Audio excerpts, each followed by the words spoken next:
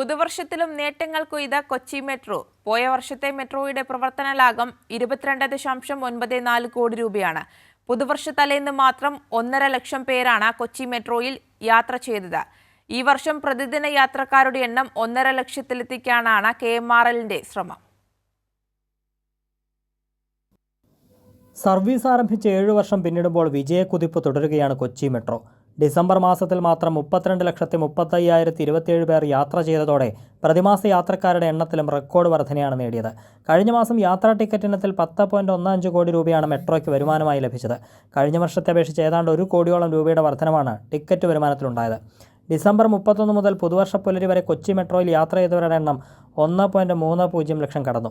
ഈ വർഷം പ്രതിദിന യാത്രക്കാരുടെ എണ്ണം 1.5 ലക്ഷത്തിലെത്തിക്കാനാണ് ലക്ഷ്യമിടുന്നതെന്ന് KMRL managing director Loknath Behra പറഞ്ഞു. കഴിഞ്ഞ ജൂലൈ മുതൽ പ്രതിദിനം 1 ലക്ഷത്തിലേറെ യാത്രക്കാരെ നേടുന്ന മെട്രോ കഴിഞ്ഞ 2 വർഷം തുടർച്ചയായി പ്രവർത്തന ലാഭവും കൈവരിച്ചു. 2023 സാമ്പത്തിക വർഷം 5.35 കോടിയായിരുന്ന പ്രവർത്തന ലാഭം 2024 സാമ്പത്തിക വർഷം 22.94 കോടി രൂപയായാണ് വർദ്ധിച്ചത്. അതേസമയം കൊച്ചി വാട്ടർ മെട്രോയിൽ ഇതുവരെ 35 ലക്ഷത്തോളം പേർ യാത്ര ചെയ്തുവെന്നാണ് ഔദ്യോഗിക കണക്ക്. എറണാകുളം മട്ടാഞ്ചേരി വാട്ടർ മെട്രോ ടെർമിനലുകൾ ഈ വർഷം പൂർത്തിയാക്കും. ഇൻഫോ പാർക്കിലേക്കുള്ള പുതിയ മെട്രോ പാതയുടെ നിർമ്മാണം പുരോഗമിക്കുകയാണ്.